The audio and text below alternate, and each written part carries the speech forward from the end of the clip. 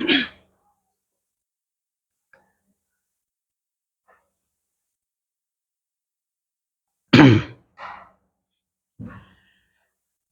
Evening बच्चों। ये lecture हम लोग का कल मिसिंग हो गया था कि पढ़ रहे थे लाइव, लेकिन कैमरा खराब हो गया था, तो सोचे इसको मैं बना दूं।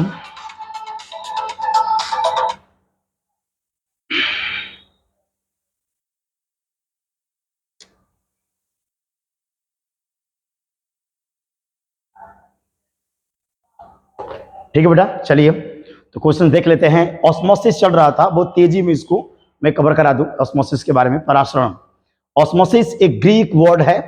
ऑस्मोस का मतलब होता है टू पुश, यानी कि धक्का देना। और ऑस्मोसिस के अंतर्गत हम लोग क्या पढ़ने वाले हैं, या आपके थंबनेल पर भी होगा क्या क्या डिस्कस करने वाले हैं। तो सबसे पहले परासरण का मतलब क्या होता है ये पहले जानना जरूरी है। What is the meaning of osmosis.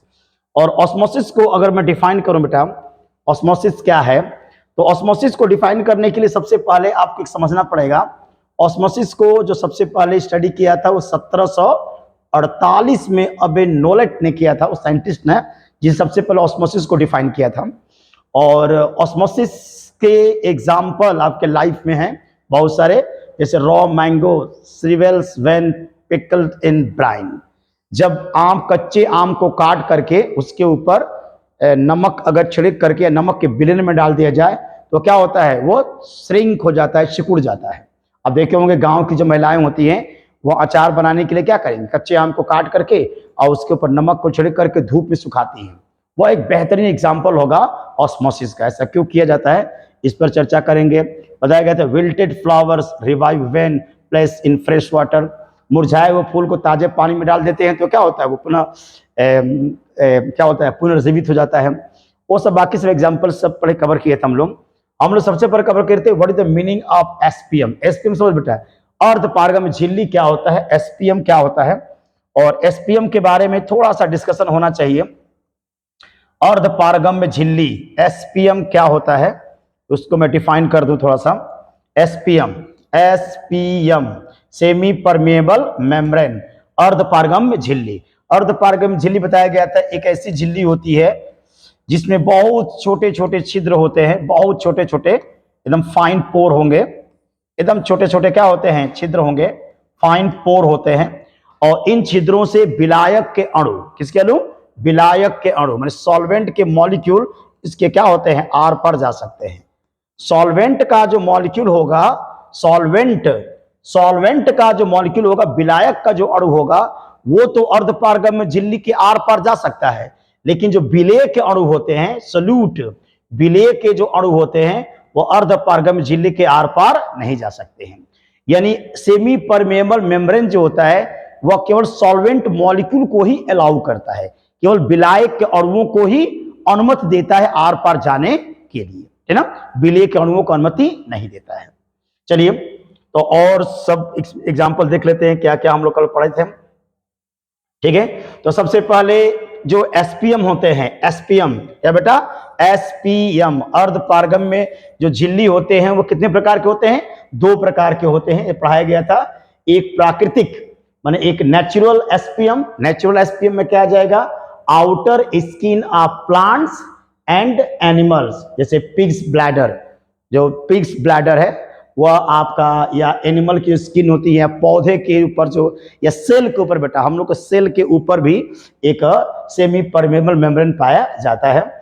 Artificial जो होता है या सिंथेटिक जो अर्ध पारगम्य झिल्ली होता है जिसको लैब में बनाया जाता है, it is prepared in laboratory, laboratory में बनाया जाएगा। एग्जाम्पल है पार्चमेंट पेपर है, सेलोफेन है, और gelatinous precipitate of copper ferrocyanide. यह एक बहुत ही बढ़िया अर्ध पारगम्य झिल्ली है। बहुत सारे सिलिकेट्स होते हैं, silicates of iron, silicates of nickel, silicates of cobalt, ये सब क्या होते हैं, ये सब काम करते हैं आपके आर्टिफिशियल एसपीएम अर्ध पारगम्य झिल्ली ना। तो आजकल आपके बनाए जा रहे हैं कि जिलेटिन, सेलुलोज और एसिटिक, माने कि क्या बोलते हैं, जो आपके घरों में जो आरओ लगे होते हैं, आरओ में भी एक अर्ध पारगम्य झिल्ली लगी होती है, एसपीएम होते हैं, सेलुलोज एसिटेट के बने होते हैं वो सब। ठीक है, तो देखते हैं इसके बारे में क्या होता है। अर्ध पारगम्य झिल्ली का मतलब अर्धपारगम्य झिल्ली एक ऐसी झिल्ली होती है जिसके आर पार केवल सॉल्वेंट के मॉलिक्यूल जा सकते हैं, सोल्यूट के मॉलिक्यूल अर्धपारगम्य झिल्ली से विसरित नहीं हो पाएंगे। चलिए और देख लिया जाए, और कुछ पॉइंट्स हम लोग पढ़े थे। ये था हम लोग का डेमोन्स्ट्रेशन ऑफ ऑस्मोसिस। ऑस्मोसिस को हम लोग दिखा सकते हैं, तो ऑस्मोसिस को दिखाने के लिए पहले ऑस्मोसिस क्या होता है जान लीजिए। देखिए बेटा, अगर मान लो कि एक विलायक है, क्या है, एक विलायक है, अगर एक विलायक है और एक विलयन है और बीच में क्या है बेटा, एसपीएम है। विलायक और विलयन को अगर अर्धपारगम्य झिल्ली से अलग किया जाए, अच्छा, परासरण जो है एक स्पॉन्टेनियस फिनोमिना है, स्वतः प्रक्रिया होगी, ऑटोमेटिक स्टार्ट हो जाएगी। तो जब भी एक विलायक, शुद्ध विलायक और एक विलयन को अर्धपारगम्य झिल्ली से अलग किया जाएगा, तो विलायक के जो अणु होते हैं, सॉल्वेंट के जो मॉलिक्यूल होते हैं, वह स्पॉन्टेनियसली आपके सॉल्वेंट से सॉल्यूशन की तरफ जाने लगते हैं। इसका सबसे इंटरेस्टिंग क्वेश्चन होगा ऐसा क्यों होता है, इस पर भी हम लोग चर्चा करेंगे। तो सुन लीजिए कि जब विलायक और विलयन को अर्धपारगम्य झिल्ली से अलग किया जाता है, तो विलायक के अणुओं का जो स्वतः प्रवाह होता है विलयन की ओर ना, विलायक के अणुओं का अर्धपारगम्य झिल्ली से होकर विलयन की ओर स्वतः प्रवाह क्या कहलाएगा, परासरण कहलाता है। या यहां देख लीजिए, मान लो एक तनु विलयन है और एक सांद्र विलयन है। तनु विलयन में विलय बहुत ही कम है और सांद्र विलयन मतलब कि विलय की मात्रा थोड़ी सी ज्यादा है अपेक्षाकृत, इसके अपेक्षाकृत ना। और तनु विलयन, तनु में क्या होता है, पतला डाइल्यूट सोल्यूशन, और कंसंट्रेट में सांद्र में क्या, गाढ़ा विलयन। एक पतले विलयन, गाढ़ा विलयन को अगर अर्धपारगम्य झिल्ली से अलग किया जाए, तो तनु विलयन से, ध्यान रखना, तनु विलयन से विलायक के अणु अर्धपारगम्य झिल्ली से होकर सांद्र विलयन की तरफ जाने लगते हैं, और यह घटना कहलाती है क्या, परासरण।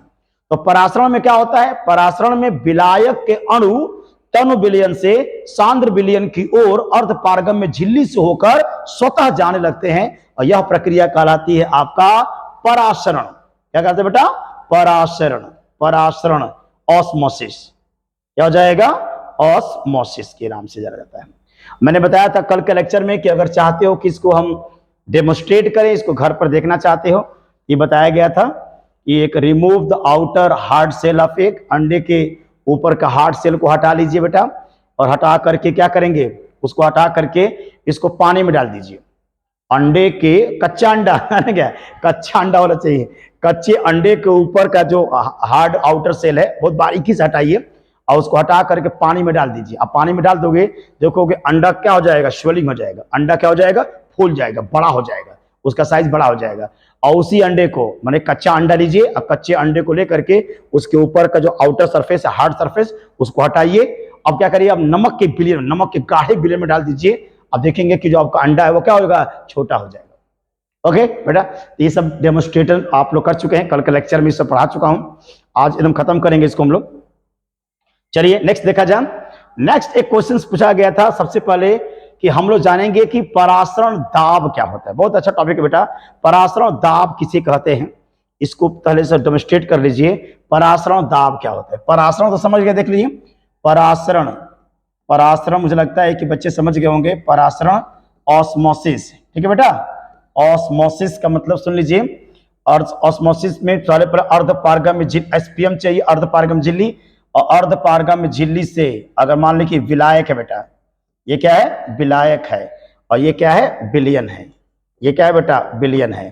तो विलायक के अणु किधर, अर्धपारगम्य झिल्ली से विलयन की ओर जाने लगते हैं। ध्यान रखना, परासरण में केवल विलायक के अणु जाते हैं, विलायक के अणुओं का है ना विलयन की ओर अर्धपारगम्य झिल्ली से होकर स्वतः प्रवाह परासरण कहलाता है। यह कैसे भी समझ सकते हैं, अगर मान लीजिए तनु विलयन है बेटा, तनु विलयन है, और ये एसपीएम है, अर्धपारगम्य झिल्ली है, और इधर क्या है बेटा, सांद्र विलयन हो जाए, इधर क्या हो जाए, सांद्र विलयन हो जाए, तो इधर से तनु विलयन से सांद्र विलयन की ओर प्रोपगेशन होता है। किसका, ध्यान रखिएगा, विलायक के अणु का, विलायक के अणु का ना, विलायक के अणु का, विलायक के अणुओं का, विलायक के अणु माने सॉल्वेंट मॉलिक्यूल्स का, सॉल्वेंट मॉलिक्यूल्स का विलायक के अणुओं का तनु विलयन से, कितना बेटा, विलायक के अणुओं का तनु विलयन से सांद्र विलयन की ओर अर्ध पारगम्य झिल्ली से होकर जो स्वतः प्रवाह होता है उसे हम लोग क्या कहते हैं, परासरण कहते हैं, osmosis. Osmosis is a spontaneous phenomena in which solvent molecules moves through SPM, ना ध्यान, एसपीएम से थ्रू निकलते हैं, from lower concentration to higher concentration. चलिए अब इसमें थोड़ा सा देखा जाए, परासरण दाब क्या होता है बेटा? परासरण दाब किसे कहते हैं? Osmotic pressure, osmotic pressure, osmotic pressure, इसका सिंबल P से देंगे या इसका सिंबल पाई से दिखाया जाता है। परासरण दाब, परासरण दाब क्या होता है? तो परासरण दाब को समझाने की बहुत सारे मेथड हैं। इसमें सबसे बढ़िया मेथड है बर्कले हार्टले मेथड, बर्कले और हार्टले। ठीक है बेटा, बर्कले एवं हार्टले, बर्कले एवं हार्टले विधि से हम परासरण दाब ज्ञात करने का टेक्निक हम लोग देख लिया जाए। बर्कले हार्टले मेथड क्या होता है? बहुत आसान मेथड है। इसमें क्या करते हैं बेटा, एक कंटेनर लीजिए, एक कंटेनर ले लीजिए और इस कंटेनर को आप जोड़ दीजिएगा एक बेटा, इसमें वेरिएबल पिस्टन लगा दीजिए। एक क्या लगा देंगे? एक वेरिएबल पिस्टन लगा दीजिए। ये है बेटा पिस्टन, एक वेरिएबल पिस्टन हो गया। और उसमें एक अंदर भी बेटा, इसके अंदर भी एक बना दीजिए आप लोग। इसके अंदर अर्ध पारगम्य झिल्ली से, ठीक है बेटा, कृत्रिम अर्ध पारगम्य झिल्ली से एक हम सिलेंडर बना लेते हैं, बर्तन हम लोग ले लेते हैं। ये दीवार किसकी बनी है बेटा? ये बनी हुई है कॉपर फेरोसाइनाइड। और कॉपर फेरोसाइनाइड, जिलेटियस कॉपर फेरोसाइनाइड को हम लोग क्या बोलते हैं? कृत्रिम अर्धपारगम्य झिल्ली। तो ये आपका एसपीएम हो गया, अर्धपारगम्य झिल्ली हो गया। और इसका कनेक्शंस कर दिया जाएगा, इसका कनेक्शंस कर दीजिए कैपिलरी ट्यूब से, कैपिलरी ट्यूब से, और इसको जोड़ दीजिए। और इसमें शुद्ध विलायक, इसमें आप शुद्ध विलायक ले लीजिए। ठीक है बेटा, शुद्ध विलायक इसमें ले लीजिए। ये शुद्ध विलायक यानी अंदर वाले बर्तन में बेटा, अंदर वाले जो चैम्बर वाला है, इसमें हम शुद्ध विलायक भरेंगे। इसमें क्या है? प्योर सॉल्वेंट, इसमें प्योर सॉल्वेंट है। और आउटर वाले चैम्बर में क्या भरेंगे बेटा? जो आउटर चैम्बर है, आउटर वाले चैम्बर में आप क्या भर दीजिए बेटा? आउटर वाले चैम्बर में आप विलायक और उसमें विलेय भी मिला दीजिएगा।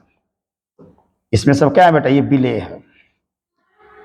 माने बाहर वाले चैम्बर में हम लोग क्या बनाएंगे? विलयन भर देंगे। तो ये आपका गुलाबी वाला जो पार्टिकल विलेय है बेटा, ये विलेय है ना?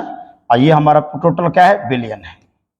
अब ये बताइए कि एक विलयन और एक विलायक को अर्ध पारगम्य झिल्ली से जो ही अलग करेंगे तो वही ऑस्मोसिस स्टार्ट होगा। और ऑस्मोसिस में क्या होगा?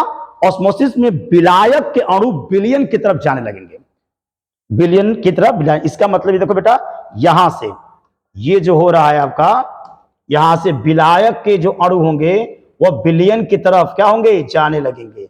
और विलायक के अणु जब विलयन में जाने लगेंगे, धीरे धीरे निकलने लगेंगे, तो हम देखेंगे कि हमारा जो पिस्टन है बेटा, ये पिस्टन क्या होगा? ऊपर की तरफ उठने लगेगा। पिस्टन कहां जाएगा? ऊपर की तरफ उठने लगेगा। मान लीजिए कि पहले पिस्टन की प्रारंभिक स्थिति, पिस्टन की प्रारंभिक स्थिति x1 है। पिस्टन की प्रारंभिक स्थिति क्या है बेटा? x1 मान लिया। अब ऑस्मोसिस स्टार्ट होगा, ऑस्मोसिस होगा, विलायक कण विलयन में जाएंगे तो विलयन की मात्रा क्या होगी? बढ़ने लगेगी। और इसकी वजह से हमारा पिस्टन क्या होगा? ऊपर जाने लगेगा। अब देखेंगे धीरे धीरे पिस्टन क्या होता है बेटा? ऊपर की तरफ जाने लगता है। और साम्य अवस्था तक, साम्य अवस्था पर जब साम्य अवस्था आ जाएगी, मेरे दोनों का जब परासरण दबाव बराबर हो जाएगा, ऑस्मोसिस में साम्य अवस्था जब प्राप्त हो जाएगी, तब तक पिस्टन आपका ऊपर जाता रहेगा। और सुनिए, अब जब इक्विलिब्रियम अटेन कर लेगा, इसमें कुछ ऊंचाई तक जाने के बाद आपका ये क्या होगा बेटा? पिस्टन हमारा x1 से कहां चला गया? x2 पोजीशन तक चला गया। ठीक है, x1 से x2 तक चला गया, क्योंकि परासरण जब होगा, जब विलायक कण विलयन में जाएंगे तो विलयन की मात्रा बढ़ेगी, उसमें आपका लिक्विड का प्रेशर बढ़ेगा, जिससे कि हमारा पिस्टन क्या होगा, ऊपर की तरफ जाने लगता है और पिस्टन हमारा x1 से x2 तक चला गया है। अब क्या करो बेटा कि पिस्टन पर आप वेट रखो। क्या रखना है, इस पर वजन रखिए, बाट रखो, वेट। आप पिस्टन पर क्या करो बेटा, वेट रखिए। पिस्टन पर क्या रखो, वजन रखो। पिस्टन पर इतना वेट रखिए, इतना वेट रखिए कि हमारा पिस्टन धीरे धीरे x2 से कहां पर आ जाए, x1 तक जाए। मैंने पिस्टन पर इतना वजन रख दो बेटा, पिस्टन पर इतना वजन रख दीजिए कि हमारा पिस्टन जो x2 पोजीशन से कहां आ जाए, x1 पोजीशन पर आ जाए। तो पिस्टन को ऊपर से इतना प्रेशर डाल दीजिए, इतना प्रेशर डालिए पिस्टन पर, इतना प्रेशर लगाइए कि हमारा पिस्टन जो है अपने x2 पोजीशन से x1 पोजीशन, माने अंतिम अवस्था से अपनी प्रारंभिक अवस्था में वापस लौट जाए। और पिस्टन को अंतिम अवस्था से प्रारंभिक अवस्था में लाने के लिए पिस्टन पर कुछ हम अतिरिक्त भार रखेंगे, कुछ उसके ऊपर वजन रखा जाएगा। अब निकल जाएगा दाब। अब बताइए कि दाब निकालना हमको, तो दाब बराबर क्या होता है, बल बटा क्या होगा, क्षेत्रफल, नॉर्मल फोर्स बाई एरिया। और यहां बल बराबर क्या हो जाएगा, mg, और क्षेत्रफल हो जाएगा बेटा पाई आर स्क्वायर। क्योंकि हम लोग का जो पिस्टन होगा, इस तरह से जो पिस्टन होगा, तो पिस्टन का क्षेत्रफल हम लोग निकाल देंगे पाई आर स्क्वायर। ये हम लोग का पिस्टन होगा। ठीक है बेटा। तो हमने कितना किया, पिस्टन पर कितना वजन रखा है कि पिस्टन x2 से x1 तक आ गया, मान लो कि 5 किलोग्राम। तो यम का मान हो गया 5 किलोग्राम, जी का मान 9.8, पिस्टन के अनुप्रस्थ परिच्छेद का क्षेत्रफल पाई आर स्क्वायर हमको पता ही होगा। तो इस फार्मूले की मदद से हमको पता चल जाएगा कि बिलियन पर हमने कितना दाब लगाया है कि हमारा ऑस्मोसिस क्या हो जाए, बंद हो जाए। तो आपके परासरण दाब की जो सबसे अच्छी परिभाषा होती है कि परासरण को रोकने के लिए बिलियन पर लगाया गया दाब। ध्यान दे बेटा, क्या मैं बोल रहा हूं, परासरण को रोकने, परासरण को रोकने के लिए, परासरण को रोकने के लिए विलयन पर लगाया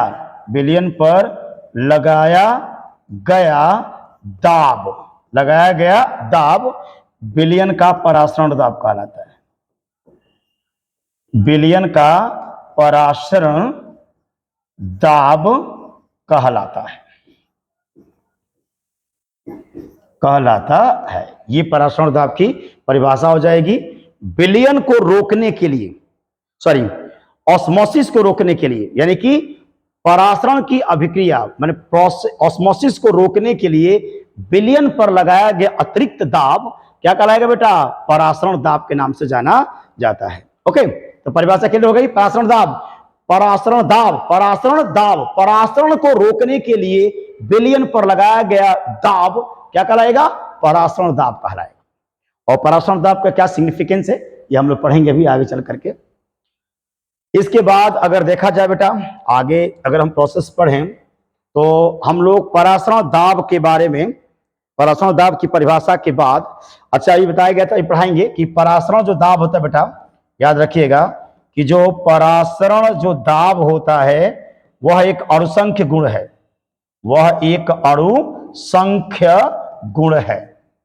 अणुसंख्य गुण है ना, कि परासरण दाब, osmotic pressure is a colligative properties. और कोलिगेटिव प्रॉपर्टीज का मतलब होता है अणुओं की संख्या द्वारा निर्धारित होता है।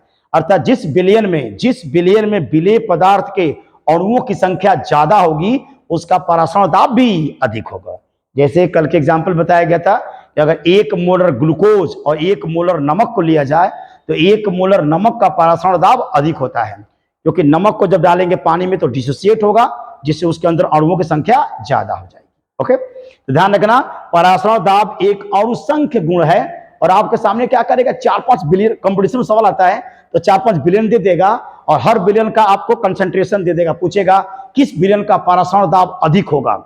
इस सवाल को हल करने के लिए एक बहुत अच्छा टॉपिक आपको समझना पड़ेगा जिसका नाम है वांट ऑफ गुणक, वांट ऑफ फैक्टर। सबसे बेहतरीन चीज है वांट ऑफ गुणक। और वांट ऑफ गुणक जब समझा दिया जाएगा उसके बाद किसी भी बिलियन का परासरण दाब आप आसानी से बता सकते हैं, किसका कम है किसका ज्यादा है, ये सब डिफाइन आप लोग कर सकते हैं। चलिए, मजा आएगा चढ़ के इस चैप्टर को जब कंप्लीट करेंगे तो। अब यहां क्वेश्चन पूछा है कि what is the biological significance of osmosis. Biological significance मतलब बायोलॉजी में, जीव विज्ञान में परासरण का क्या महत्व है, बायोलॉजिकल सिग्निफिकेंस ऑफ ऑस्मोसिस। और इसको समझने के लिए सबसे पहले ये बता दिया जाए कि जो सेल है बेटा, हम जानते हैं कि सब कुछ जितने भी जीवित पदार्थ होते हैं और छोटी छोटी क्या होते हैं, कोशिकाओं से मिलकर बने होते हैं, सेल कहते हैं ना। सेल जैसे एटम से मिलकर बना होता है मटेरियल, वैसे ही आप जानते हैं जीव विज्ञान किस तरह करता है, सेल का। सेल जो होता है, सारे जीवित पदार्थ सेल से बने होते हैं। सारे जीवित पदार्थ किससे बने होते हैं, सेल से बने होते हैं। सेल के बारे में जीव विज्ञान के बच्चे बहुत डीपली जानते होंगे सेल क्या होता है। चलिए, तो सब कुछ सारे जीवित पदार्थ ना, माने जीवन की सबसे सूक्ष्मतम रचनात्मक इकाई, कार्यात्मक इकाई क्या होती है, सेल होता है, कोशिका होती है। कोशिका के बारे में आप जानते होंगे, कोशिका या कोशा ना, कोशिका या कोशा भी बोलते हैं इसको। ये कोशिका हो गई, सेल हो गई। देखिए जो सेल बेटा, हमको बस केमिस्ट्री के हिसाब से पढ़ना है। तो ये सेल होगा, तो सेल के अंदर एक लिक्विड होगा, फ्लूइड होगा। सेल के अंदर जो लिक्विड होता है, उस लिक्विड को कहा जाता है बेटा सेल सैप। ये ध्यान रखना, इसका मैं बोलूंगा सेल सैप। तो सेल सैप का मतलब कि सेल के अंदर पाए जाने वाला लिक्विड, फ्लूइड, तो क्या कहेंगे हम लोग, सेल सैप कहेंगे। और सेल है ना बेटा, सेल की जो आउटर कवर है, देख लीजिए, सेल का जो outer living cytoplasmic membrane act as SPM. माने सेल के बाहर, सेल जो बेटा, सेल की जो दीवार होती है वह एसपीएम से बनी होती है, अर्धपारगम्य झिल्ली। ये ध्यान रखना है ना, अर्धपारगम्य झिल्ली। माने सेल, दोस्त समझिए, सेल की जो दीवार है वह अर्धपारगम्य झिल्ली है, और सेल के अंदर का जो लिक्विड है उसको हम नाम देंगे सेल सैप से नाम दिया जाएगा। ओके, चलिए। अब एक प्रोसेस है हेमोलाइसिस, बहुत अच्छा एग्जाम पूछा था बेटा, what is the meaning of haemolysis, क्या होता है हेमोलाइसिस। ध्यान दे बेटा, एकदम बढ़िया परिभाषा एक, हेमोलाइसिस क्या है। हेमोलाइसिस बहुत आसान है, what is the meaning of haemolysis, ठीक है बेटा। चलिए, तो हेमोलाइसिस को जरा सीखा जाए, हेमोलाइसिस क्या होता है। देखिए हेमोलाइसिस क्या है, हेमोलाइसिस, ठीक है बेटा। देखिए क्या होता है, हेमोलाइसिस का मतलब ये होता है कि अगर मान लीजिए कि किसी भी सेल को, ठीक है बेटा, ये सेल है, अभी बताया कि सेल के अंदर का जो लिक्विड है उसे क्या बोलते हो, सेल सैप कहेंगे। सेल के अंदर का जो लिक्विड है बेटा, सेल के अंदर का जो लिक्विड होगा, सेल सैप हो गया। और सेल को हम लोग क्या करते हैं बेटा, एक सेल को शुद्ध पानी में डाल देते हैं। अगर इस सेल को आप शुद्ध पानी में क्या करिए बेटा, डाल दीजिए, और ज्यों ही हम एक सेल को शुद्ध पानी के अंदर डालेंगे, शुद्ध पानी के अंदर डाल दिया जाएगा, तो ये सेल के अंदर देखिएगा ध्यान से, पानी माने क्या है, ये विलायक है। ये तो हम लोग का प्योर माने कि प्योर सॉल्वेंट हो गया, ये प्योर सॉल्वेंट हो गया, शुद्ध विलायक हो गया।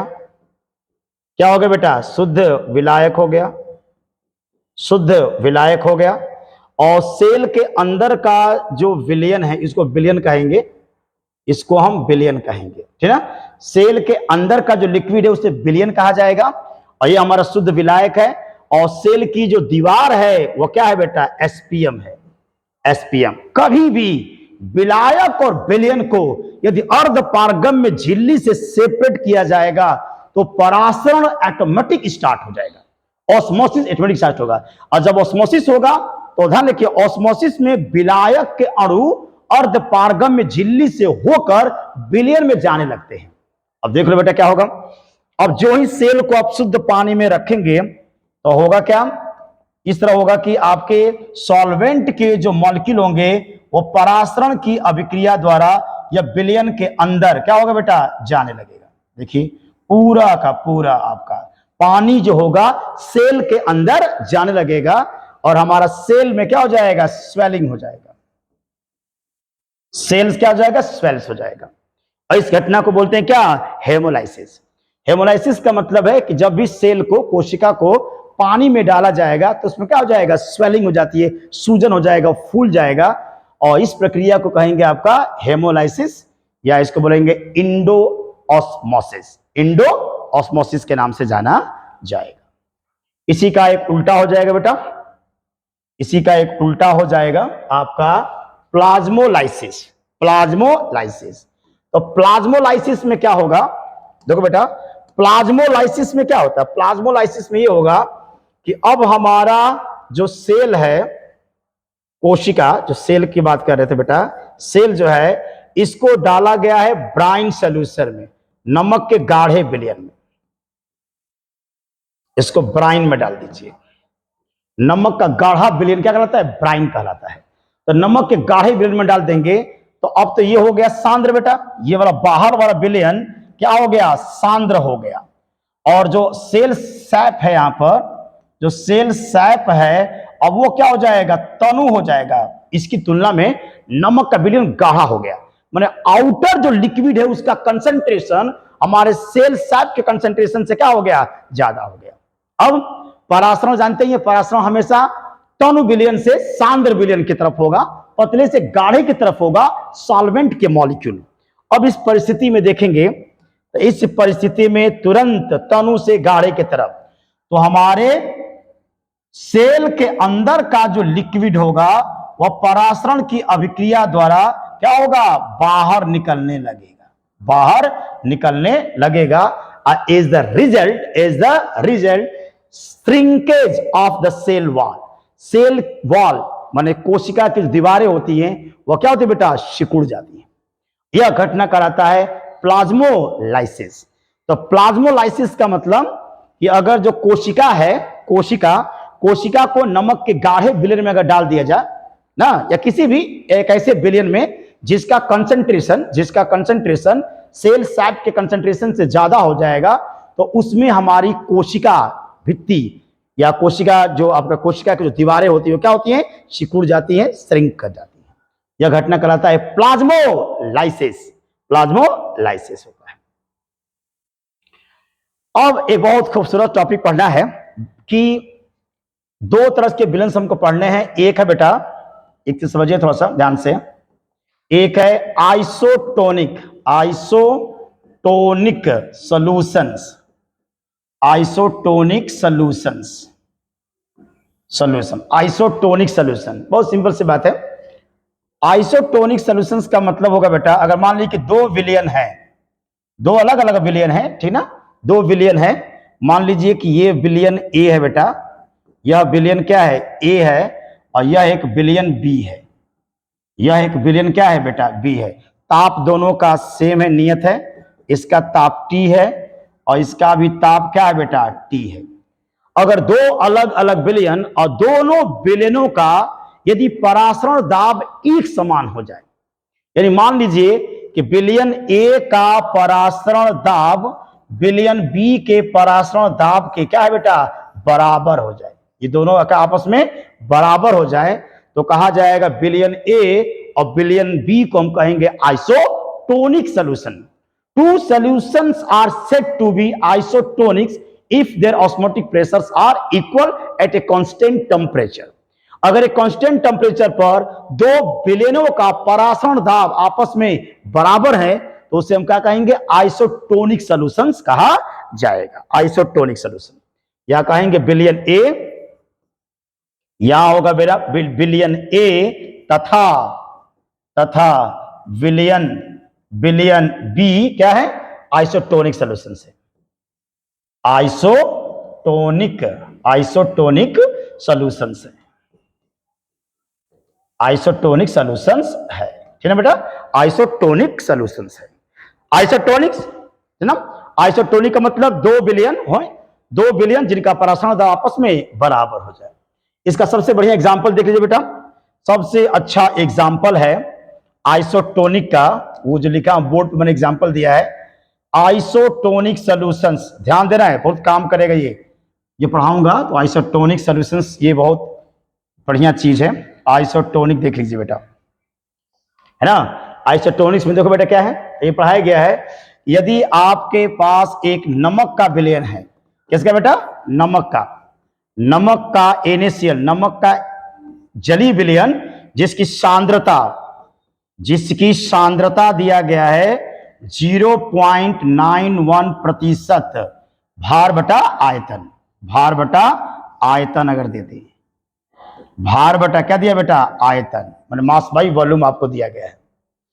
और आरबीसी है ना बेटा, जो आरबीसी है, लाल रक्त कणिकाएं जो ब्लड की होती हैं, इसके अंदर का जो लिक्विड है ना बेटा, ये दोनों क्या होती हैं, ये दोनों के दोनों आइसोटोनिक सॉल्यूशंस हैं, आइसोटोनिक सॉल्यूशंस। रिपीट अगेन, इसका मीनिंग ये कहलाएगा कि जो NaCl एक्वस का जलीय विलयन 0.91% सांद्रता का भार बटे आयतन, इस सांद्रता का जलीय जो विलयन होगा, उस विलयन के साथ आरबीसी लाल रक्त कणिका क्या करती है, आइसोटोनिक सॉल्यूशन बनाती है। ये ध्यान रखना, ये आइसोटोनिक सॉल्यूशन बना रही है, यानी कि आरबीसी, ध्यान रखो, आरबीसी के अंदर का जो कंसंट्रेशन है, उस कंसंट्रेशन को हम 0.91% वेट बाय वॉल्यूम के इक्विवेलेंट मान सकते हैं ना, ध्यान रखना। तो जो आपके लाल रक्त कणिकाएं हैं, आरबीसी के अंदर के लिक्विड का जो कंसंट्रेशन होगा वह इक्विवेलेंट है इसके 0.91% weight by volume as aqueous of NaCl। ठीक है, ये आइसोटोनिक है। ये दोनों आपस में क्या है, आइसोटोनिक सॉल्यूशंस होते हैं। Two solutions are said to be isotonics if their osmotic pressure are same. ध्यान रखिए। अब आ जाइए, एक और बढ़िया कंसेप्ट है, hypertonic, hypertonic solution, hypertonic solution and hypotonic solution. ठीक है बेटा, इनके बारे में थोड़ा सा पढ़ लिया जाए, क्या होता है हाइपरटोनिक और हाइपोटोनिक। मान लीजिए कि if you have given the two solutions, अगर आपको दो सॉल्यूशन दिए जाए, ये मान लेते हैं कि विलयन, ये विलयन क्या है बेटा, ए है, और यहां मान लेते हैं कि एक विलयन क्या है बेटा, बी है। समझिएगा ध्यान से, विलयन ए विलयन बी, ताप दोनों का नियत है बेटा, ताप अगर इसका भी T है और ताप इसका भी क्या है बेटा, T है। ठीक है, मान लीजिए कि पहले विलयन का परासरण दाब क्या है बेटा, पाई ए है, और दूसरे विलयन का परासरण दाब क्या है बेटा, पाई बी है।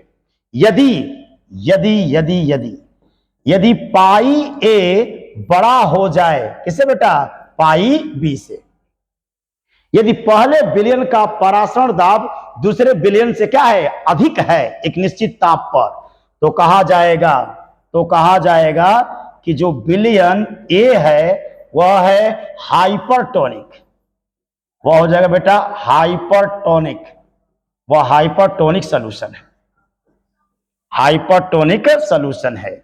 और विलयन जो बी होगा बेटा, विलयन जो बी होगा वह कहलाएगा हाइपोटोनिक, हाइपोटोनिक है, वह हाइपोटोनिक सॉल्यूशन है ना। हाइपरटोनिक और हाइपोटोनिक यह एक रिलेटिव वर्ड है, रिलेटिव वर्ड माने कहा जाए कि एक विलयन, मान लीजिए कह दिया जाए कि 500 ml पानी में 50 ग्राम ग्लूकोज को घोल दिया जाए, बताइए कि हाइपरटोनिक है कि हाइपोटोनिक है, ये नहीं बता सकते हम लोग। हाइपरटोनिक है कि हाइपोटोनिक है, ये एक रिलेटिव है, मतलब तुलनात्मक करेंगे। अगर 2 बिलियन दिया है तो हम बता सकते इसमें कौन हाइपर है और कौन हाइपो। Are you getting? ध्यान रखिएगा, 1 बिलियन, एक दिया हुआ सिंगल बिलियन हाइपर और हाइपो नहीं हो सकता है, बिकॉज हाइपोटोनिक और hypotonic is a relative word, यह एक रिलेटिव वर्ड है। यानी कि अगर 2 बिलियन दिया गया है तो हम बता सकते हैं कौन हाइपर है और कौन हाइपो है। सिंगल सॉल्यूशंस को हम नहीं बता सकते हैं कौन हाइपर है और कौन हाइपो हो जाएगा। ओके, तो if you have given the 2 solutions, यदि एक निश्चित ताप पर 2 बिलियन दिए जाते हैं तो जिस बिलियन का परासरण दाब अधिक होगा उसे कहेंगे हाइपरटोनिक, और जिसका परासरण दाब कम होगा उसे कहा जाएगा हाइपोटोनिक सॉल्यूशंस के नाम से जाना जाएगा। ओके, अब एक एग्जांपल दिखा देते हैं। एक एग्जांपल देखिए ध्यान से, थोड़ा सा एक एग्जांपल देख लीजिए। ये है आपका तो न्यूमेरिकल्स, अभी ये तो न्यूमेरिकल्स कराएंगे, अभी कुछ खूबसूरत न्यूमेरिकल्स में कराऊंगा आप लोगों को। देखिए हाइपर और हाइपो के बारे में मान लीजिए एक क्वेश्चन कहा जाता है, ये क्वेश्चन है कि यदि आरबीसी, ध्यान दे बेटा, ये आरबीसी है, लाल रक्त कणिका आरबीसी, और आरबीसी को 1 बिलियन के अंदर डाला गया है। आरबीसी को 1 बिलियन के अंदर डाल दीजिए, ध्यान देना बेटा, समझिएगा इसको ध्यान से। आरबीसी को 1 बिलियन के अंदर डाल दिया गया है, ये बिलियन है, ये बिलियन है, और इस बिलियन की जो सांद्रता है, इस बिलियन की जो सांद्रता है वो मान ली कि लेस देन 0.91% भार बटा आयतन। इसको थोड़ा ध्यान से समझिएगा। आरबीसी को जिस बिलियन के अंदर डाला गया है उस बिलियन की सांद्रता कंसंट्रेशन कम है 0.91% से। अच्छा, आरबीसी के अंदर जो बिलियन है उसका कंसंट्रेशन तो पता है ना बेटा आपको, उसका कंसंट्रेशन 0.91% है, याद है ना? अरे भाई अभी पढ़ाया गया था कि आरबीसी के अंदर जो बिलियन जो लिक्विड है उस लिक्विड की जो सांद्रता होती है, उस लिक्विड की सांद्रता 0.91% भार बटा आयतन इनिशियल के सॉल्यूशन के इक्विवेलेंट माना जा सकता है।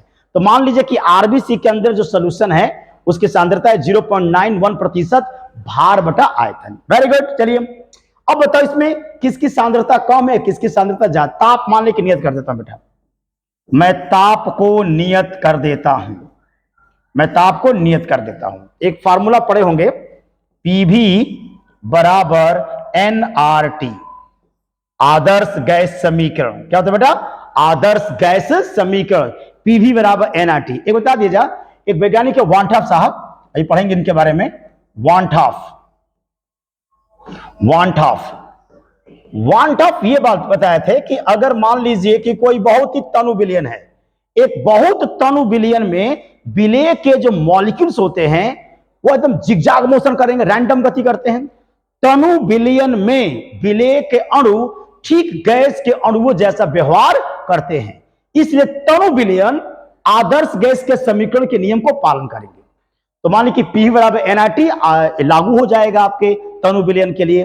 तो यहां से P बराबर हो जाएगा बेटा N/V, और क्या हो जाएगा RT। जरा N देख लो बेटा, N मोल है, अभी क्या है आयतन, मोल बेटा आयतन को सांद्रता कहते हैं, मोलरता। यानी ये हो जाएगा आपका P बराबर बेटा CRT, इसको पाई बोलते हैं, पाई मैंने परासरण दाब, CRT। ठीक है बेटा। अगर मैं ताप को नियत कर दूं, अगर मान लो कि जो ताप है हम लोग का वो कांस्टेंट है, तब तो पाई अनुक्रमानुपाती हो जाएगा C के ना बेटा। यानी कि अगर ताप नियत है तो जिस विलयन की सांद्रता अधिक है उसका परासरण दाब भी क्या होगा? अधिक होगा। ध्यान समझ ना, जिस विलयन की सांद्रता अधिक होगी उसका परासरण दाब भी अधिक होगा, और जिस विलयन का परासरण दाब अधिक होता है उसे हाइपरटोनिक सॉल्यूशन कहते हैं, हाइपरटोनिक सॉल्यूशन कहेंगे। इसका मीनिंग हो गया बेटा कि हमारा आरबीसी का जो विलयन है यह कहलाएगा हाइपरटोनिक, हाइपरटोनिक सॉल्यूशन है। और जो विलयन लिया हूं मैं, यह विलयन कहलाएगा हाइपोटोनिक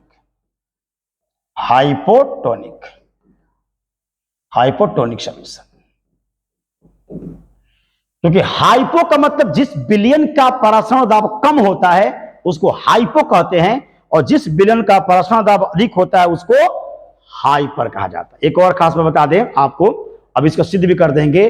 परासरण जो होता है बेटा वो हमेशा हाइपो से किधर होगा? हाइपर की तरह होगा। आई रिपीट अगेन, मैं क्या बोल रहा हूं कि अगर अर्धपारगम में झिल्ली है और इधर है हाइपोटोनिक, और इधर है बेटा हाइपरटोनिक है, तो परासरण हमेशा इधर होगा बेटा।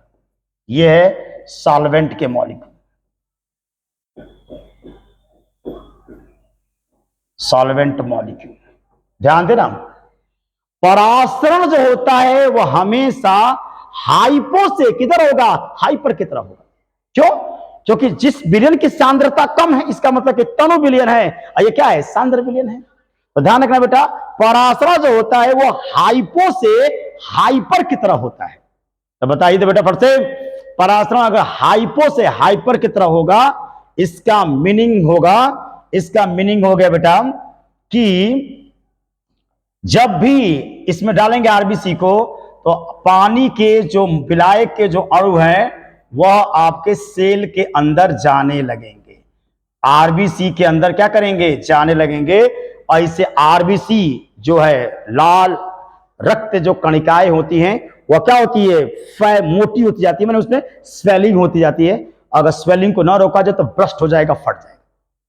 तो ध्यान रखिएगा कि यदि कभी भी आरबीसी को एक ऐसे बिलियन के अंदर डाला गया है जिस बिलियन की सांद्रता कम है 0.91% भार बटा आयतन से, तो उस बिलियन में आरबीसी के अंदर क्या होगा, स्वेलिंग हो जाएगा, और आरबीसी क्या हो जाएगा, ब्रस्ट हो जाएगा, फट जाएगा।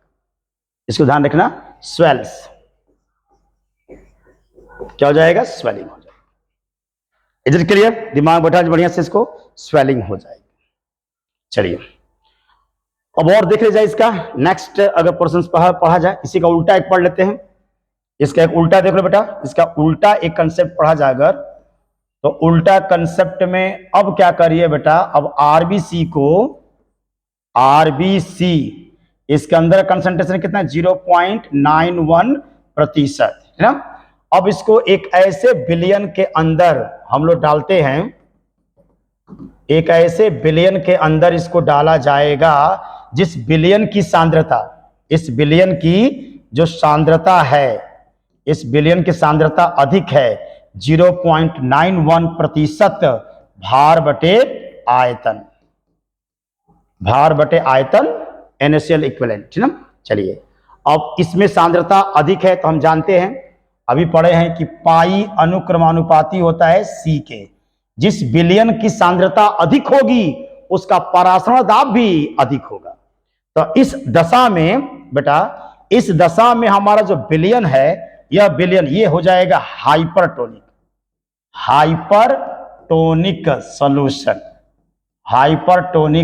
सॉल्यूशन, और ये वाला जो हो जाएगा बेटा, ये कहलाएगा हाइपोटोनिक सॉल्यूशन। ये हाइपोटोनिक सॉल्यूशंस के अंतर्गत आ जाएगा। हम जानते हैं कि जो परासरण होता है वो हमेशा हाइपो से हाइपर की तरफ होगा,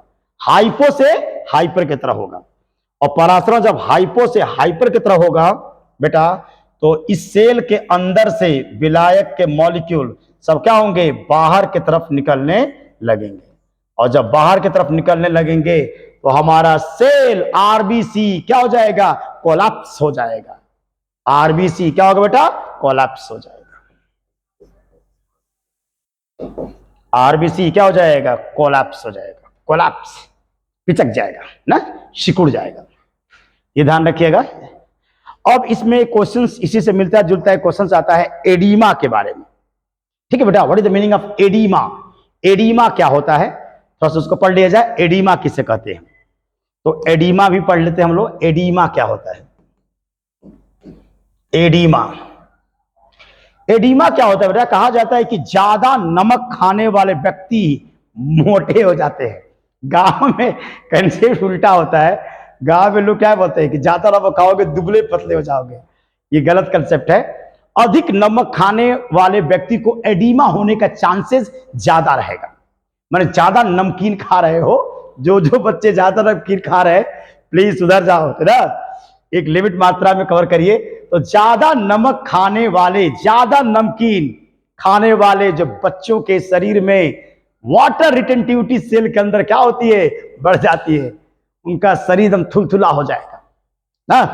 अपना समझ लीजिएगा कौन ज्यादा नमक खाता है, इसको समझिएगा। एडिमा ज्यादा नमक खाने वाले जो व्यक्ति हैं, ज्यादा नमक खाने वाले व्यक्ति मोटे हो जाते हैं बेटा।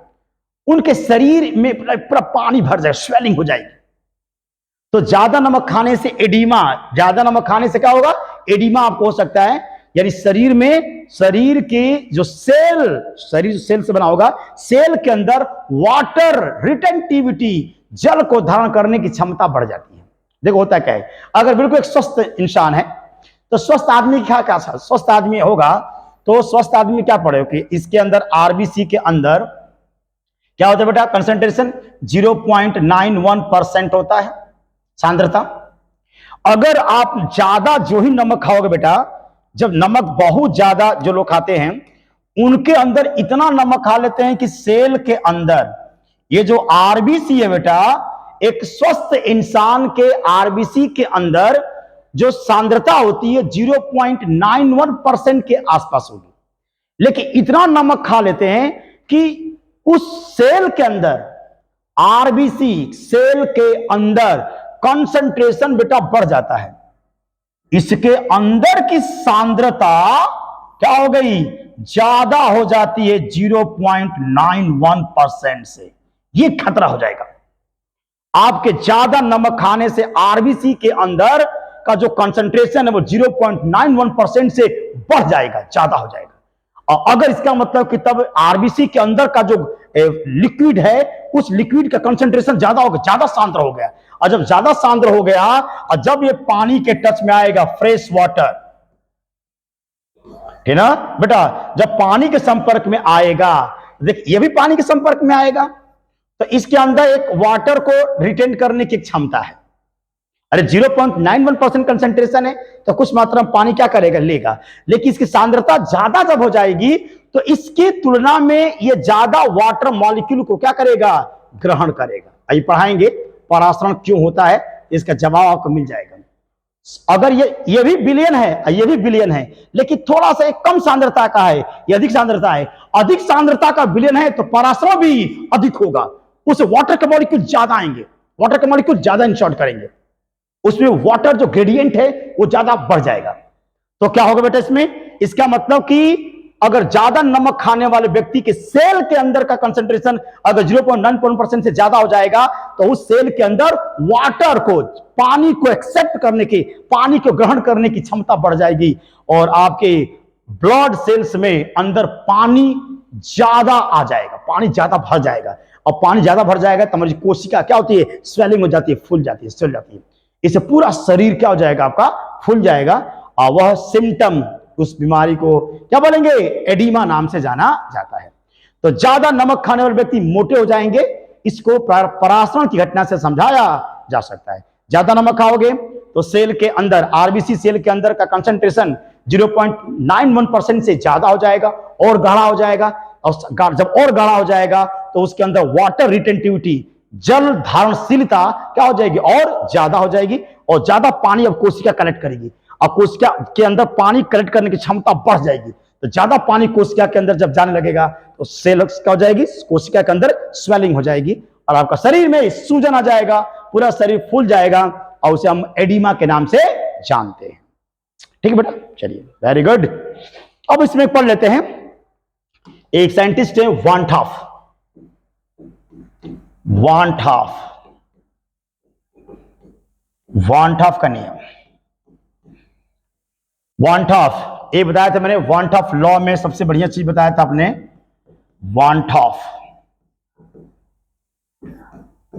टॉफ लॉस। देखिए वान टॉफ एक बड़ा अच्छा जीके इनके साथ है। रसायन विज्ञान का पहला नोबेल पुरस्कार पाने वाला रसायनज्ञ और केमिस्ट्री का फर्स्ट नोबेल प्राइज इनको मिला था। उस वैज्ञानिक का नाम था वान टॉफ। वान टॉफ ने दो नियम दिया है बेटा। वान टॉफ का पहली बात क्या बताया, वान टॉफ का नियम लागू होता है तनु विलयन पर। कहां लागू होगा बेटा, तनु विलयन पर। तनु विलयन पर यानी कि डाइल्यूट सॉल्यूशन होना चाहिए। अगर कोई विलयन बहुत तनु होता है तो तनु विलयन में क्या होगा बेटा, तनु विलयन में जो विलेय के अणु होते हैं, तनु विलयन में विलेय के अणु बहुत ही कम होंगे और वो क्या करते हैं, जिगजैग मोशन इसके अंदर क्या होते हैं, करते रहते हैं। और वान टॉफ साहब का मानना है कि तनु विलयन में विलेय के अणु रैंडम मोशन करते हैं, ठीक वैसे ही जैसे गैस के अणु रैंडम मोशन करते हैं। इसलिए उन्होंने एक दो नियम दिया है। एक है बेटा बायल पहले इनके नियम का नाम है बायल वांट ऑफ नियम, वांट हाफ नियम। बहुत अच्छा नियम बेटा, बॉयल वांट ऑफ नियम, तो ना बॉयल वांट ऑफ नियम, वांट ऑफ नियम। चलिए बॉयल वांट ऑफ नियम क्या है? तो एक पढ़े होंगे ना बेटा, बॉयल का नियम पढ़े होंगे आप लोग। ये बेटा बॉयल का नियम आप लोग पढ़े होंगे।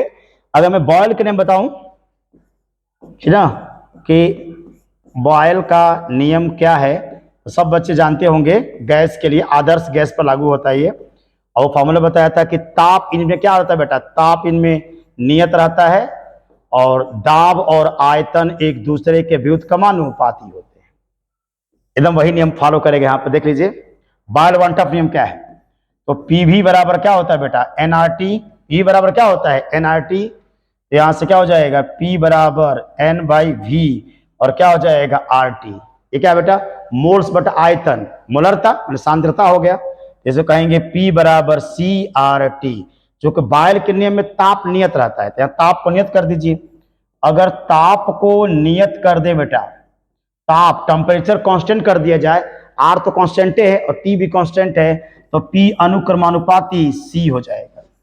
यहां परासरण दाब का सिंबल पी नहीं पाई दिया जाता है, तो परासरण दाब का सिंबल पाई, तो पाई अनुक्रमानुपाती क्या हो जाएगा, सी। अर्थात परासरण दाब, ए बेटा परासरण जो दाब होगा वो अनुक्रमानुपाती होगा विलयन की सांद्रता के, विलयन की सांद्रता के।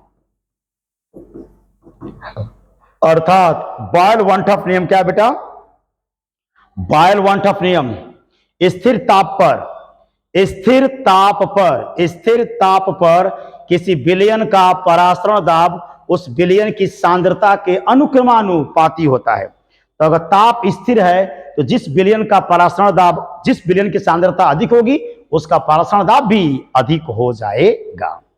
यानी कि पाई अनुक्रमानुपाती सी हो जाएगा। तो फार्मूला बन जाएगा पाई 1 बाई पाई 2 बराबर C1 बाई C2। ये है बेटा बॉयल वांट ऑफ नियम। क्या होता है बेटा, बॉयल वांट ऑफ नियम, ठीक ना, बॉयल वांट ऑफ नियम। परासरण स्थिर ताप पर, स्थिर ताप पर किसी तनु विलयन का परासरण दाब विलयन की सांद्रता के अनुक्रमानुपाती होता है। चलिए बेटा एक है उसी मिल, दूसरा नियम है इनका चार्ल्स। दूसरा नियम क्या बेटा, चार्ल्स वांट ऑफ नियम, चार्ल्स वांट ऑफ नियम, चार्ल्स वांट ऑफ नियम। बहुत आसान से नियम भी है बेटा। चार्ल्स वांट ऑफ नियम क्या है देख लीजिए, आसान है भी। पी भी बराबर क्या होता है, एन आर टी, और पी बराबर क्या हो जाएगा बेटा, N by V R T, और ये हो जाएगा पी बराबर क्या हो जाएगा, सी आर टी। यानी कि पाई बराबर सी आर टी। यदि यदि सी को नियत कर दिया जाए, सी माने सांद्रता को अगर नियत कर दिया जाए, तो पाई अनुक्रमानुपाती हो जाएगा किसके, टी के। अर्थात परासरण दाब, परासरण जो दाब होगा बेटा वो अनुक्रमानुपाती होता है किसके, विलयन के, विलयन के परम ताप के, परम ताप के, है ना। तो कहेंगे कि अगर दो विलयन आपके पास हैं, दो अगर विलयन है तो निश्चित ताप पर, निश्चित सांद्रता पर, नियत सांद्रता पर विलयन का परासरण दाब विलयन के परम ताप के अनुक्रमानुपाती होता है। अर्थात अगर दो विलयन है और दोनों की सांद्रता एक जैसी है, तो जो विलयन का तापमान, जो गर्म विलयन होगा, माने विलयन को गर्म करने पर उसका परासरण दाब क्या होगा, बढ़ेगा बेटा ना, बढ़ेगा। तो पाई अनुक्रमानुपाती हो जाएगा टी के, तो पाई 1 बाई पाई 2 बराबर हो जाएगा बेटा T1 बाई T2। ये दिमाग में आपको रखना है, चार्ल्स वांट ऑफ नियम, चार्ल्स वांट ऑफ नियम। ओके, उसके बाद एक नियम फॉलो हो जाएगा, वांट ऑफ समीकरण देख लेते हैं। अगर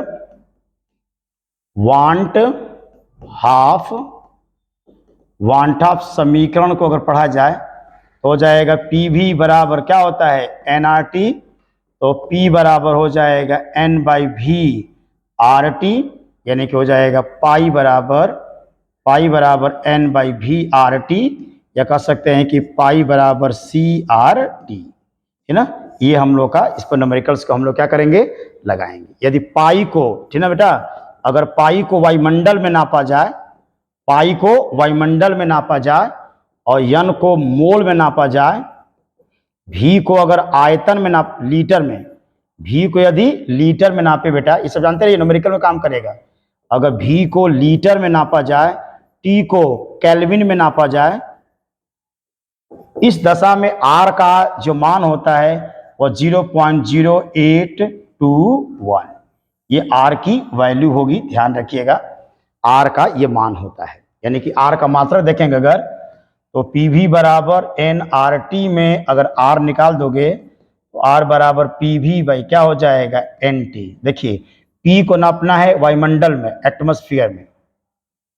अगर दाब का मात्रक वायुमंडल हो, आयतन का मात्रक यदि लीटर हो, और एन का मात्रक क्या हो, मोल हो, और टी का मात्रक यदि केल्विन हो, इस दशा में आर का जो मान होता है 0.0821 atmosphere into litre into mole inverse into kelvin inverse. ये दिमाग में रखना बेटा, आर का मान, आर का वैल्यू ये इतनी होती है। आर का मान 0.00821, लेकिन ध्यान रखिए तब होगा जब प्रेशर को वायुमंडल में नापा गया हो, वॉल्यूम को लीटर में, एन मोल और बाकी टी केल्विन होना चाहिए। ओके चलिए, अब उसके बाद हम लोग कुछ एक दो न्यूमेरिकल्स थोड़ा सा लगाया जाए, और एक न्यूमेरिकल्स देखिए आपके स्क्रीन पर चमचमाता हुआ, बहुत अच्छा न्यूमेरिकल है। एक दो न्यूमेरिकल कर देते हैं। न्यूमेरिकल देखो बेटा, क्या लिखा है, the osmotic pressure of decimolar solution of urea at 27 degree Celsius. मैंने कह रहा है कि आपके पास यूरिया है बेटा, यूरिया का विलयन है, इसका बेटा NH2CONH2, ये यूरिया का फॉर्मूला होता है बेटा। यूरिया का एक विलयन है, एक विलयन है, और इस विलयन की सांद्रता जो को दिया है बेटा, इस विलयन की सांद्रता डेसीमोलर, डेसीमोलर माने इसकी मोलरता, डेसी माने 10 के घात -1, दसम डेसी 100वां सेंटी है हजारवां भाग मिली, डेका 10 है किलो हजार, हेक्टो से समझो 100 बार। डेका माने 10, हेक्टो माने 100, किलो माने 1000, डेसी माने 1/10। अरे पढ़ाएगा फिजिक्स के पहले चैप्टर में, बीमा वाले चैप्टर में ना, दसम डेसी, डेसी माने 10वां हिस्सा, दसम डेसी 100वां सेंटी है हजारवां भाग मिली। खूब मार मार के हम लोग को पढ़ाया जाता था, ये सब याद कर। तो डेसी मैंने बेटा होता 1/10, डेसी मोलर, डेसी मोलर माने इसकी सांद्रता हो जाएगा m/10, यही है डेसी मोलर। डेसी मोलर माने सांद्रता 1/10 है, deci molar of solution. Osmotic pressure चाहिए बेटा यूरिया का किस ताप पर, 27 डिग्री सेल्सियस पर। तो अभी आपके पास फार्मूला है, अभी आपके पास फार्मूला है कि पाई बराबर CRT। क्या बात है, पाई हमको चाहिए बेटा, पाई हमको चाहिए। सी मैंने सांद्रता आपको दिया है 1/10, आर का मान अभी बताए हैं 0.0821, और टी है बेटा परम ताप, ये डिग्री सेल्सियस में दिया है। हम जानते हैं कि डिग्री सेल्सियस में 273 जोड़ देंगे तो केल्विन में आपका आंसर आ जाएगा, यानी कितना हो जाएगा 300 केल्विन। इस पूरे के गुणा भाग कर देंगे तो अप्रोक्सीमेट आ जाएगा 2.49 बार या एटमॉस्फेयर, इतना बार इसका आंसर आ जाएगा। 1 ATM 1 बार, लमसम बराबर होते हैं, ठीक है। तो ये रहा पहला क्वेश्चन का न्यूमेरिकल्स आ गया, इसका पहला क्वेश्चन को सॉल्व कर। दूसरा क्वेश्चन देखिए, बड़ा खूबसूरत सा सवाल दिया है बेटा, दूसरा क्वेश्चन बहुत अच्छा दिया है। अगर दूसरे क्वेश्चन को मैं सॉल्व करूं, एक बहुत खूबसूरत सा सवाल देखिए बेटा, क्या दिया है, कह रहा है कि आपके पास 2 बिलियन है बेटा, 2 बिलियन है, हमारे पास 1 बिलियन है, मान लेते हैं बिलियन ए, ठीक है बेटा, और एक हमारे पास 1 बिलियन है, मान लेते हैं 1 बिलियन बी। बहुत अच्छा क्वेश्चन है ये, बिलियन बी। और एक बार इन दोनों बिलियनों को आपस में क्या कर दिया, मिक्स कर दिया गया है, यहाँ A प्लस बी दोनों को मिक्स कर दिया गया। यार देखिए बेटा कितना बढ़िया क्वेश्चन है। ताप नियत है, ताप क्या बेटा, बराबर ताप है। देखिए पहले विलयन का परासरण जो दाब है वह 1.5 एटीएम और पहले विलयन का जो आयतन है वह 1 लीटर है, 1 लीटर है। दूसरे विलयन का जो परासरण दाब है पाई वह 2.5 वायुमंडल एटीएम और इसका आयतन दिया है बेटा 2 लीटर दिया है। अब दोनों विलयनों को आपस में मिक्स कर दिया गया, मिला दिया गया है। तो पूछा है कि इस विलयन का परासरण दाब क्या होगा। ताप नियत है, ताप क्या बेटा, ताप आपका नियत है, ताप आपका नियत है। इस सवाल को वीडियो को थोड़ा सा रोक करके इस न्यूमेरिकल को लगाने की कोशिश करिए। पहले क्या क्वेश्चन दिया है, 2 बिलियन आपके पास है, 1 बिलियन का परासरण दाब 1.5 वायुमंडल आयतन 1 लीटर, दूसरे बिलियन का परासरण दाब 2.5 वायुमंडल और आयतन 2 लीटर, दोनों को आपस में मिक्स कर दिया गया है। तो इस मिश्रण वाले बिलियन का परासरण दाब क्या होगा। ओके बेटा चलिए, तो इसका फॉर्मूला लगेगा, चूंकि ताप नियत है तो इसका फॉर्मूला लगेगा बेटा पाई1 V1 बराबर प्लस पाई2 V2 और बराबर हो जाएगा पाई3 V3। यही इसका न्यूमेरिकल लगेगा। पाई1 मैंने पहले विलयन का परासरण दाब दिया है बेटा 1.5 आयतन 1 लीटर। पाई2 दूसरे विलयन का परासरण दाब कितना दिया बेटा 2.5 और आयतन दिया है 2 लीटर। तीसरे मिश्रण माने इसका परासरण दाब क्या माना मैंने पाई3 माना है। तो तीसरे विलयन का परासरण दाब पाई3 है, आयतन दोनों को मिक्स करेंगे तो आयतन हो जाएगा 1.5 दोनों जुड़ जाएगा बेटा। तो ये हो जाएगा 1.5 और 2.5 दोनों कितना हो जाएगा 5 हो जाएगा बेटा। और ये हो जाएगा पाई3 और गुणे कितना जोड़ दो इसको 3.5, 3 कितना हो गया बेटा 5 हो गया। अब भाग कर दो इसको जोड़ दो तो हो जाएगा पाई3 बराबर जोड़ दो 6.5 और बेटा कितना हो गया ये 1 लीटर, अच्छा 2 लीटर दिया बेटा, 2 लीटर दिया, सॉरी ये 2 लीटर दिया है।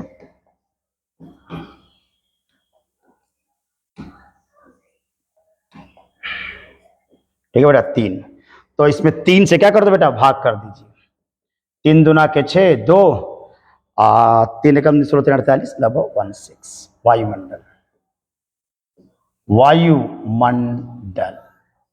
आगे बेटा जो बनेगा बिलियन, दोनों को मिलाने के बाद जो बिलियन बनेगा उस बिलियन का परासरण दाब 2.16 वायुमंडल होगा। एक और खूबसूरत क्वेश्चन चमचमाता हुआ आपके बोर्ड पर, जरा इस क्वेश्चन को पढ़िए। कह रहा है कि calculate the osmotic pressure of 5% solution of cane sugar sucrose at 27 degree Celsius. Calculate the osmotic pressure, कह रहा है कि आपके पास एक बिलियन है किसका, सुक्रोज का, सुक्रोज का आपके पास बिलियन है बेटा, सुक्रोज का बिलियन है, माने केन शुगर जिसका आप लोग देहात भाषा में चीनी बोलते हो, वो चीनी का एक बिलियन है। और इसकी सांद्रता कितना दिया बेटा, इसकी सांद्रता दिया है 5% सांद्रता का बिलियन है। ताप भी दिया बेटा, ताप दिया है 27 डिग्री सेल्सियस। क्या पूछ रहा है, इसका परासरण दाब ज्ञात कीजिए, परासरण दाब ज्ञात कीजिए। तो फार्मूला क्या पड़े आपको, फार्मूला पड़े पीवी बराबर क्या होता है बेटा एनआरटी, पी बराबर एनआरटी। तो पी चलिए ठीक है, मैंने पी को पाई कहते हैं ना, पाई भी बराबर एनआरटी, ये हो जाएगा पाई, ये हो जाएगा भी। अच्छा मोल बराबर क्या होता है बेटा मात्रा, मोल बराबर मात्रा बटे अणुभार होता है, मात्रा बटे अणुभार, और ये हो जाएगा आर, ये हो जाएगा टी। ठीक है बेटा चलिए, पाई परासरण दाब आपको चाहिए। अच्छा 5% का मतलब बता दें, 5% कुछ नहीं दिया है बेटा, परसेंट नहीं दिया है। तो ठोस का द्रव में मैं भार बटा आयतन है, भार बटा आयतन है बेटा। इसका मतलब इसमें विलेय कितना है 5 ग्राम, तो इसमें बिलियन कितना होगा इसमें बिलियन हो जाए कितना 100 ml, बिलियन हो जाएगा 100 ml। रखो बेटा, चलो पाई हमको चाहिए बेटा, पाई हमको चाहिए। आयतन दिया है 100 ml और दिया 100 ml, तो हमको लीटर में चाहिए, 1000 से भाग कर देंगे तो लीटर में हो गया। मात्रा, मात्रा दिया बेटा 5 ग्राम। अणुभार, सुक्रोज का अणुभार चाहिए। सुक्रोज का फार्मूला आप लोगों को पता होगा बेटा, C12 H22 और O11 ना। अच्छा, कार्बन का परमाणु भार कितना होता है 12 ना बेटा, कार्बन का परमाणु भार 12, तो 12 गुणे 12 हो जाएगा, 12 गुणे 12, और हाइड्रोजन का 1 होता है तो 1 गुणे 22, और ऑक्सीजन कितना हो जाएगा 11 गुणते 16। अणुभार निकालना जानते होंगे, शायद 342 आएगा, चेक कर लीजिएगा, 342 के आसपास शायद इसका अणुभार आएगा। तो अणुभार शायद 342 के आसपास है, 342, और आर का मान जानते हैं 0.0821, और ताप दिया बेटा, ताप दिया 27 डिग्री सेल्सियस, तो 27 डिग्री सेल्सियस बदलेंगे केल्विन में तो कितना हो जाएगा 300 केल्विन। यहां से हल करते हैं बेटा, पाई का मान आपका आ जाएगा, पाई का मान लगभग 3.6 के आसपास आएगा। इतना एटीएम आप लोग सॉल्व करके देखें, ठीक है। ये क्वेश्चन रहा, और एक क्वेश्चन आपको होमवर्क दिया जाएगा, बहुत खूबसूरत सा क्वेश्चन है। मैं चाहूंगा कि उस क्वेश्चन को आप लोग हल करिए, बहुत खूबसूरत सा क्वेश्चन है, उस क्वेश्चन को आप लोग देख लीजिएगा। और वो आपका क्वेश्चन है, ये आपके स्क्रीन पर चमचमाता हुआ क्वेश्चन है, सारे बच्चे प्रयास करेंगे। What will be osmotic pressure of 0.1 molar monobasic acid, it's pH is 2 at 25 degree Celsius. इस क्वेश्चन को उतार लीजिए और इस क्वेश्चन को लगाइएगा, उसके बाद नहीं आएगा तो हम लोग शुरू करेंगे। अब देखिए, बिलियन चैप्टर का सबसे रोमांचक जो टॉपिक पढ़ना है, सबसे बेहतरीन जिसे कह सकते हैं, वह है बेटा वान टॉफ गुणक। यह सबसे ताकतवर चीज है, वान टॉफ गुणक, आई, ठीक है बेटा, want of factor, want half factor, ये सबसे ताकतवर चीज है, वांट ऑफ फैक्टर बेटा आई। आई अगर समझ में आ गया, वांट ऑफ गुणक क्या होता है समझिए कि आपकी पकड़ कंपटीशन लेवल पर हो जाएगा। कंपटीशन में मैक्सिमम जो क्वेश्चन पूछे जाएंगे वो आई के हिसाब से पूछे जाएंगे, है ना। तो आई का क्या महत्व होता है, वांट ऑफ गुणक क्या होता है, वांट ऑफ गुणक को पूरा डीपली स्टडी किया जाएगा अगले लेक्चर में। तब तक मन लगाकर पढ़ते रहिए, हमेशा खुश रहिए, और प्लीज आप इस न्यूमेरिकल को लगाने की कोशिश करिएगा, प्रयास करते रहिएगा, नहीं आएगा तो फिर बताया जाएगा, ठीक है। मन लगा बेटा, खुश रहिए, बी हैप्पी।